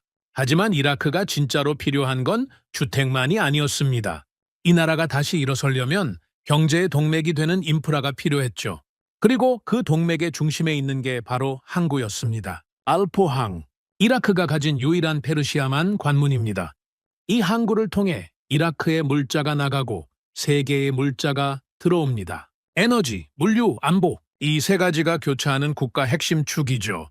이라크의 지도를 펼쳐놓고 보면 알포항의 위치가 왜 중요한지 단번에 이해할 수 있습니다. 페르시아만에서 시작해서 이라크 내륙을 관통하고 더 나아가면 터키와 유럽으로 이어지는 길의 시작점이 바로 거기니까요. 알포항 개발은 이라크 정부가 오래전부터 추진해온 국가 전략 사업이었습니다. 하지만 번번이 좌절됐죠. 규모가 워낙 크고 기술적 난이도가 높고 무엇보다 이 사막의 환경 속에서 대규모 항만을 건설하는 건 차원이 다른 과제였으니까요. 여러 나라가 도전했고 여러 번 시작됐지만 제대로 완성된 적은 한 번도 없었습니다. 그리고 이번에 다시 경쟁이 붙었습니다. 비스마야 이후 이라크 정부가 알포항 사업의 새로운 파트너를 선정하겠다고 발표했거든요. 전 세계 건설사들이 움직이기 시작했죠. 중국도 당연히 나섰습니다. 비스마야에서 밀려난 뒤 중국은 알포항에 모든 것을 걸고 있었죠. 외교 채널을 총동원했고 파격적인 조건을 제시했습니다. 가격은 최저 수준, 공기는 최단 기간, 거기에 자금 조달까지 자기들이 하겠다는 조건이었죠. 숫자만 보면 가장 매력적인 제안이었습니다. 다른 유럽과 아시아 기업들도 참여했지만 사실상 중국의 제안을 넘어서기 어려운 조건이었죠. 정부 내부에서도 흔들리는 사람들이 있었습니다. 비스마야는 한국이 잘했지만 알포항은 규모가 다르다. 한국 기업이 이 규모를 감당할 수 있겠느냐는 목소리가 나왔죠. 합리적인 의문이었습니다. 비스마야는 주택 도시였지만 알포항은 국제 항만입니다. 규모도, 복잡성도, 지정학적 무게도 차원이 달랐으니까요. 투자위원회에서 다시 회의가 소집됐습니다. 의장이 저를 불러 물었죠. 카림, 알포항 건은 어떻게 봅니까? 저는 솔직하게 대답했습니다. 비스마야에서 한국이 보여준 건 이 사막에서 작동하는 유일한 방식이었습니다. 하지만 알포항은 다릅니다. 규모가 다르고 성격이 다르고 걸린 것이 다릅니다. 그래서 비스마야의 성공만으로 알포항을 판단해서는 안 됩니다. 의장이 고개를 끄덕였습니다. 그러면 검증을 다시 해야 합니다. 비스마야는 시험대였습니다. 한국이 이 사막에서 일할 수 있는지를 확인하는 시험이었죠. 한국은 그 시험을 통과했습니다. 이제 알포항은 그 다음 단계입니다. 이 파트너가 국가의 핵심 인프라까지 맡을 수 있는지를 확인하는 단계죠. 저는 자리에서 일어서면서 말했습니다. 하지만 한 가지는 분명히 말씀드리겠습니다. 우리가 알포항의 파트너를 고를 때 기준은 이미 정해져 있습니다. 비스마야에서 세운 기준이죠. 누가 싸게 하느냐가 아니라 누가 이 땅에서 끝까지 해내느냐. 이 기준을 바꿀 이유는 없습니다. 검토가 시작됐습니다. 저는 하산과 함께 모든 후보의 제안서를 분석했죠. 중국의 제안은 숫자상으로 여전히 가장 매력적이었습니다. 하지만 저는 숫자 뒤에 숨어 있는 것을 봤죠. 같은 방식이었습니다. 현장 타설, 환경 변수에 대한 대비 부재, 사람에 의존하는 구조. 비스마야에서 실패한 바로 그 방식이 포장만 바뀐 차에 다시 올라온 거였습니다. 한국 측의 제안은 달랐습니다. 가격은 중국보다 높았죠. 공기도 더 길었습니다. 하지만 제안서 안에는 비스마야에서 쌓은 경험이 녹아 있었습니다. 이 사막의 기후를 전제로 한 설계, 공장 생산 방식의 항만 구조물 적용, 환경 변수를 구조적으로 제거하는 공정 계획, 그리고 무엇보다 이미 이 땅에서 증명된 실적이 있었죠. 제가 최종 분석 보고서를 투자위원회에 제출했을 때 결론은 명확했습니다. 비스마야가 의심을 지웠다면 알포항은 의심의 관을 닫아야 합니다. 투자위원회의 결정은 생각보다 빠르게 나왔습니다. 길고 격렬한 논쟁이 있을 거라고 예상했는데 이번에는 달랐죠. 비스마야의 경험이 말해주고 있었으니까요. 숫자와 논리로 싸울 때는 끝이 없지만 이미 완성된 도시가 증거로 서 있으면 논쟁이 짧아집니다. 한국이 다시 선택됐습니다. 이 결정이 갖는 의미는 비스마야 때와는 차원이 달랐습니다. 비스마야는 주택 사업이었죠. 하지만 알포항은 국가의 관문입니다. 경제의 동맥이고 안보의 축이며 이라크가 세계와 연결되는 창구죠. 그 핵심 인프라를 한국에 맡긴다는 건 한국을 단순한 시공사가 아니라 국가 전략의 파트너로 인정한다는 뜻이었습니다. 그리고 더 큰 그림이 있었습니다. 알포항은 그 자체로 끝나는 게 아니었거든요. 이라크 정부 내부에서는 알포항을 기점으로 북쪽 국경까지 이어지는 대규모 연결 구상이 논의되고 있었습니다.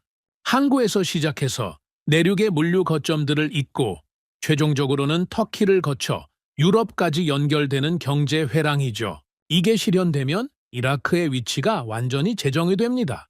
단순한 원유 수출국이 아니라 아시아와 유럽을 잇는 물류와 에너지의 심장부가 되는 거죠. 그 심장부의 첫 번째 박동이 알포항에서 시작되는 겁니다. 그리고 그 박동을 설계하는 파트너가 한국이라는 것. 이건 건설 계약이 아니었습니다. 국가의 미래를 함께 그리는 동맹이었죠. 하산이 알포항 소식을 듣고 저에게 말했습니다. 카림, 처음에 한국 현장 사진을 제 앞에 놓았을 때 기억합니까? 저는 그때 이렇게까지 될 줄 몰랐습니다. 저도 몰랐습니다. 그런데 한 가지 묻겠습니다. 이 선택이 정말 맞는 겁니까? 후회하지 않을 자신이 있습니까? 저는 잠시 생각했습니다. 그리고 창밖을 바라보면서 대답했죠. 하산, 후회라는 건 결과가 나온 뒤에 하는 겁니다. 아직 끝나지 않았죠. 하지만 한 가지는 확실합니다. 이번에는 판단의 근거가 다릅니다. 처음 중국을 선택했을 때는 숫자만 봤습니다. 설계도가 좋아 보이고 가격이 맞고 일정이 그럴듯하니까 서명했죠. 현장을 보지 않았습니다. 방식을 따지지 않았습니다. 사막을 계산에 넣지 않았죠.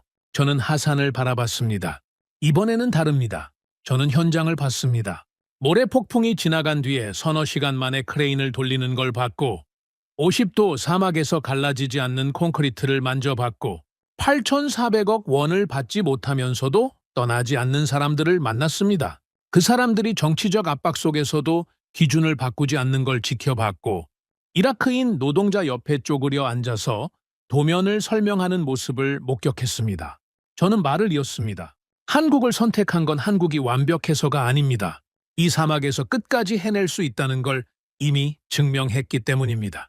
말로 약속한 게 아니라 이미 지어진 도시로 보여줬기 때문이죠. 우리는 도시를 산 게 아닙니다. 미래를 함께 설계할 파트너를 선택한 겁니다. 하산이 고개를 끄덕였습니다. 그의 눈가가 미세하게 젖어 있었죠. 30년 넘게 사막의 건설 현장을 누빈 사람이 처음으로 이런 표정을 짓고 있었습니다. 저는 창밖을 바라봤습니다. 바그다드의 하늘이 붉게 물들고 있었죠. 저 하늘 아래 사막이 펼쳐져 있고 그 사막 위에 비스마야가 서 있습니다. 사람들이 살고 있는 진짜 도시가. 그리고 남쪽 끝 페르시아만과 맞닿은 곳에서 알포항이 시작되려 하고 있었죠. 이 이야기는 수주 성공담이 아닙니다. 국가가 어떤 방식과 손을 잡았는가에 대한 기록입니다. 국민의 분노에서 시작해서 책임자의 두려움을 지나 확신과 자부심에 도달한 기록이죠. 값싼 약속은 빠르지만 오래가지 않습니다. 이 사막을 이긴 건 돈이 아니었습니다. 환경을 계산에 넣은 기술과 끝까지 남은 태도. 그 두 가지가 이 이야기의 전부입니다.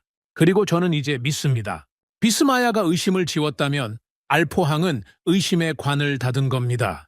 이 땅 위에 세워진 도시가 그리고 앞으로 세워질 항구가 우리가 내린 선택이 틀리지 않았다는 걸 말해줄 겁니다. 10년 뒤에도 20년 뒤에도 사막의 바람이 불어도 모래폭풍이 지나가도 그 도시와 그 항구는 서 있을 겁니다. 오늘의 사연은 여기까지입니다. 구독과 좋아요는 영상 제작에 아주 큰 힘이 됩니다. 지금까지 감동테라스 저는 소희였습니다. 오늘도 우리 구독자님들의 가정에 따뜻한 행복이 가득하시길 진심으로 바라겠습니다. 긴 영상 끝까지 시청해주셔서 정말 감사합니다. 내일 더 좋은 이야기로 찾아뵙겠습니다. 감사합니다.